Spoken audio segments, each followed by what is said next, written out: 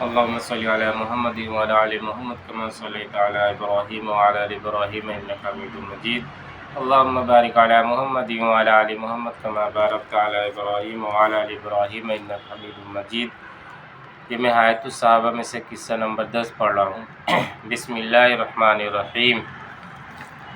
مسلمانوں کی حبشہ کی ہجرت اور شعبہ بن ابی طالب میں قید ہونا.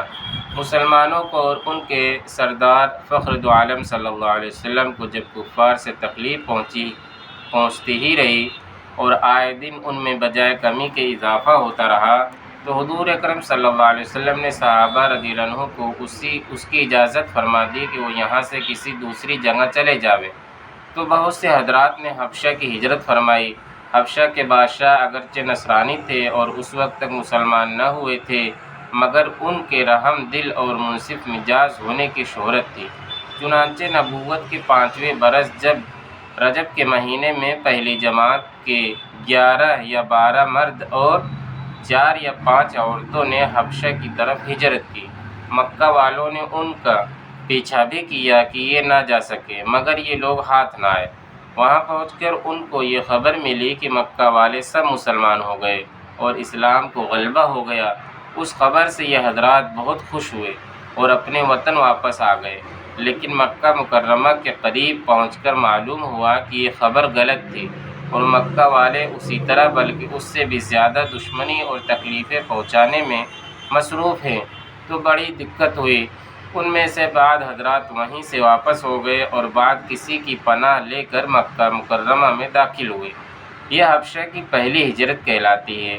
اس کے بعد ایک بڑی جماعت نے جو 83 مرد اور 18 عورتیں بتلائی جاتی ہے متفرق طور پر ہجرت کی اور یہ حبشہ کی دوسری بڑی جماعت اور یہ حبشہ کی دوسری ہجرت کہلاتی ہے.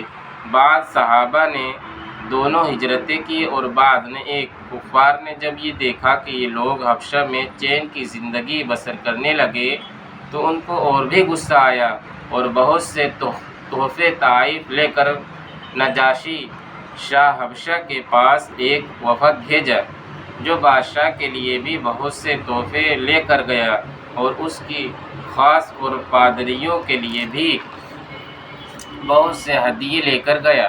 جا کر اول پادریوں اور حکام سے ملا اور ہدیے دے کر ان سے بادشاہ کے یہاں اپنی سفارش کا وعدہ لیا اور پھر بادشاہ کی خدمت میں ہی وفد حاضر ہوا. یعنی پہلے وہاں پر پہنچ کر جو بادشاہ کے قریب تھے ان کو جو ہے رشوت کے طور پر ہدیے کہتے ہیں ان کو گفٹ کیا طرح طرح کے سامان دی اور پھر جو ہے یہ وعدہ لے کہ آپ بادشاہ کی خدمت میں ان کے سامنے جو ہے ہماری سفارش کریں گے تاکہ ہم ان کے سامنے اپنی بات رکھ سکیں.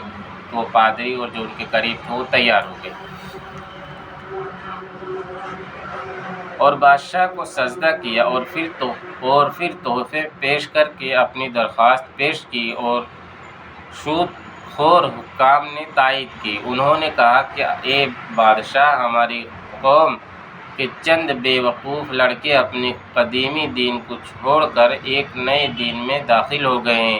قدیمی یعنی پرانے دین کو جس کو نہ ہم جانتے ہیں نہ آپ جانتے ہیں اور آپ کے ملک میں آ کر رہنے لگے. ہم کو شرفائے مکہ نے اور ان لوگوں کے باپ چچا اور رشتہ داروں نے بھیجا ہے کہ ان کو واپس لائیں. آپ ان کو ہماری سپرد کر دیں. بادشاہ نے کہا جن لوگوں نے میری پناہ پکڑی ہے بغیر تحقیق ان کو حوالے نہیں کر سکتا. اول ان سے بلا کر تحقیق کر لوں اگر یہ صحیح ہوا تو حوالہ کر دوں گا. چنانچہ مسلمانوں کو بلایا گیا. مسلمان اول بہت پریشان ہوئے کیا کریں مگر اللہ کے فضل نے مدد کی اور ہم ہمت سے یہ طے کیا کہ چلنا چاہیے اور صاف بات کہنا چاہیے. بادشاہ کے یہاں پہنچ کر سلام کیا. کسی نے اعتراض کیا کہ تم نے بادشاہ کو آداب شاہی کے موافق سجدہ نہیں کیا. ان لوگوں نے کہا کہ ہم کو ہمارے نبی نے اللہ کے سوا کسی کو سجدہ کرنے کی اجازت نہیں دی. اس کے بعد بادشاہ نے ان سے حالات دریافت کیے اور جعفر رضی اللہ عنہ آگے بڑھے اور فرمایا کہ ہم لوگ جہالت میں پڑے ہوئے تھے نہ اللہ کو جانتے تھے نہ اس کے رسولوں سے واقف تھے، پتھروں کو پوجتے تھے، مردار کھاتے تھے، برے کام کرتے تھے، رشتے ناتوں کو توڑتے تھے، ہم میں کا قوی ضعیف کو ہلاک کر دیتا تھا، یعنی طاقتور کمزور کو دباتا تھا، مارتا پیٹتا تھا، اس کو ہلاک کر دیتا تھا۔ ہم اسی حال میں تھے کہ اللہ نے اپنا ایک رسول بھیجا جس کے نسب کو، اس کی سچائی کو، اس کی امانت داری کو، پرہیزگاری کو ہم خوب جانتے ہیں۔ اس نے ہم کو ایک اللہ وحدہ لا شریک لہ کی عبادت کی طرف بلایا اور پتھروں اور بتوں کو پوجنے سے منع فرمایا۔ اس نے ہم کو اچھے کام کرنے کا حکم دیا، برے کاموں سے منع کیا۔ اس نے ہم کو سچ بولنے کا حکم دیا، امانت داری کا حکم کیا، صلہ رحمی کا حکم کیا، پڑوسی کے ساتھ اچھا برتاؤ کرنے کا حکم دیا، نماز، روزہ، صدقہ، خیرات کا حکم دیا اور اچھے اخلاق تعلیم کیے، زنا، بدکاری، جھوٹ بولنا، یتیم کا مال کھانا، کسی پر تہمت لگانا اور اس قسم کے برے اعمال سے منع فرمایا۔ ہم کو قرآن پاک کی تعلیم دی، ہم اس پر ایمان لائے اور اس کے فرمان کے تعمیل کی، جس پر ہماری قوم ہمارے دشمن ہو گئی اور ہم کو ہر طرح ستایا۔ ہم لوگ مجبور ہو کر تمہاری پناہ میں اپنے نبی کے ارشاد سے آئے ہیں۔ بادشاہ نے کہا، اچھا، جو قرآن تمہارے نبی صلی اللہ علیہ وسلم لے کر آئے ہیں وہ کچھ مجھے سناؤ۔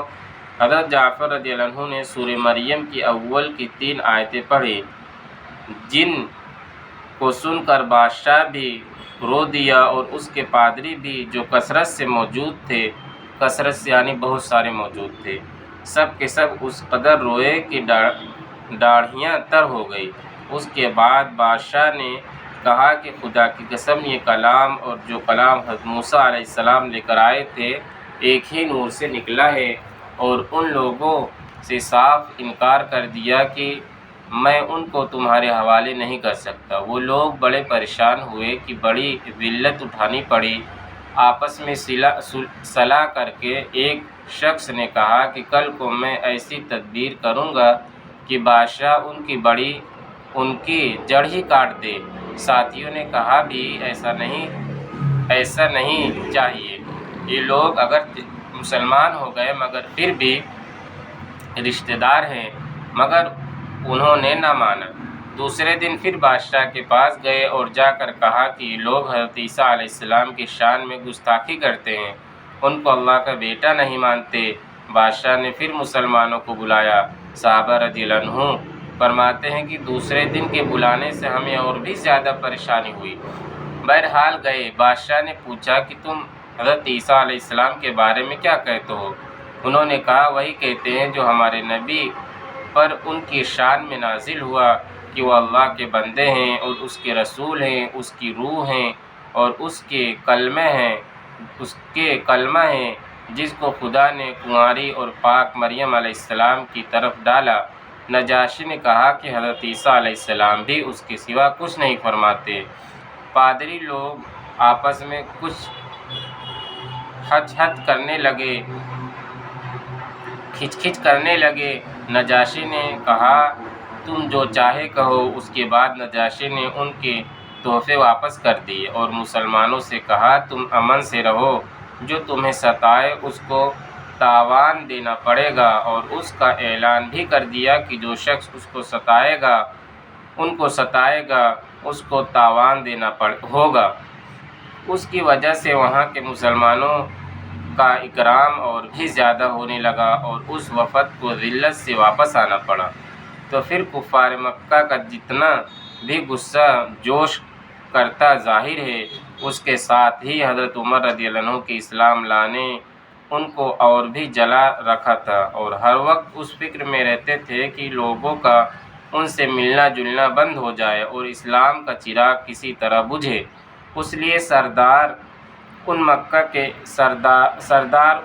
کے ایک بڑی جماعت نے آپس میں مشورہ کیا کہ اب کھلا محمد صلی اللہ علیہ وسلم کو قتل کر دیا جائے، لیکن قتل کر دینا بھی آسان کام نہیں تھا، اس لیے کہ بنو ہاشم بھی بڑے جتھے اور اونچے طبقے کے لوگ شمار ہوتے تھے۔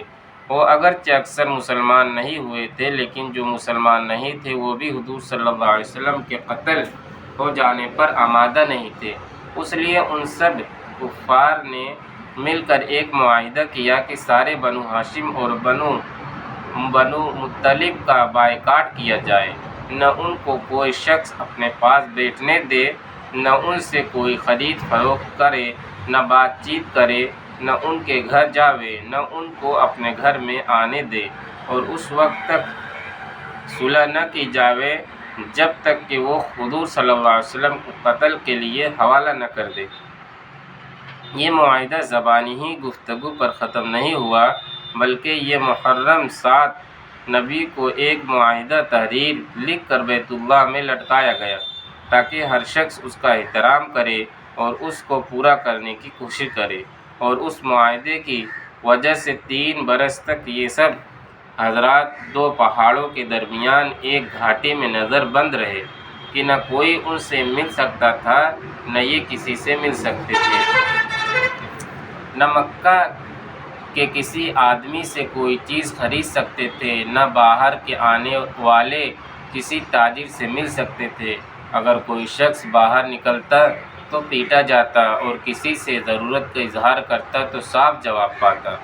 معمولی سا سامان غلہ وغیرہ جو ان لوگوں کے پاس تھا وہ کہاں تک کام دیتا۔ آخر فاقوں پر فاقے گزرنے لگے، اور عورتیں اور بچے بھوک سے بے تاب ہو کر روتے اور چلاتے، اور ان کے اعزاء کو اپنی بھوک اور تکالیف سے زیادہ ان بچوں کی تکالیف ستاتی۔ آخر 3 برس کے بعد اللہ کے فضل سے وہ صحیفہ دیمک کی نظر ہوا اور ان حضرات کی مصیبت دور ہوئی۔ 3 برس کا زمانہ ایسے سخت بائیکاٹ اور نظر بندی میں گزرا، اور ایسی حالت میں ان حضرات پر کیا مشقتیں گزر رہی ہوں گی وہ ظاہر ہے، لیکن اس کے باوجود صحابہ کرام رضی اللہ عنہم اجمعین نہایت ثابت قدمی کے ساتھ اپنے دین پر جمے رہے، بلکہ اس کی اشاعت فرماتے رہے۔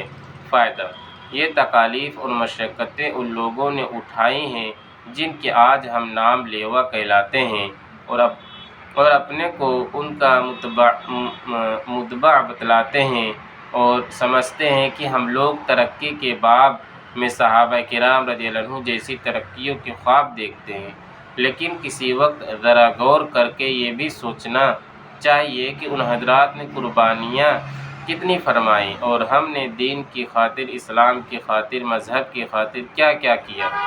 کامیابی ہمیشہ کوشش اور سعی کی مناسب ہوتی ہے۔ ہم لوگ چاہتے ہیں کہ عیش و آرام، بددینی اور دنیاوی طلبی میں کافروں کے دوش بدوش چلے، یعنی ان کے ساتھ چلے، اور اسلامی ترقی ہمارے ساتھ ہو۔ یہ کیسے ہو سکتا ہے؟ یہ شاعری ہے، اسلامی شاعری ہے۔ ترسم نرسی بکعبہ اعرابی، کہے رہ کہ تو میری بترکستان اسد۔ یہ فارسی ہے، اس کا ترجمہ یہ ہے: مجھے خوف ہے او بدو کہ تو کعبہ کو نہیں پہنچ سکتا، اس لیے کہ یہ راستہ کعبہ کی دوسری جانب ترکستان کی طرف جاتا ہے۔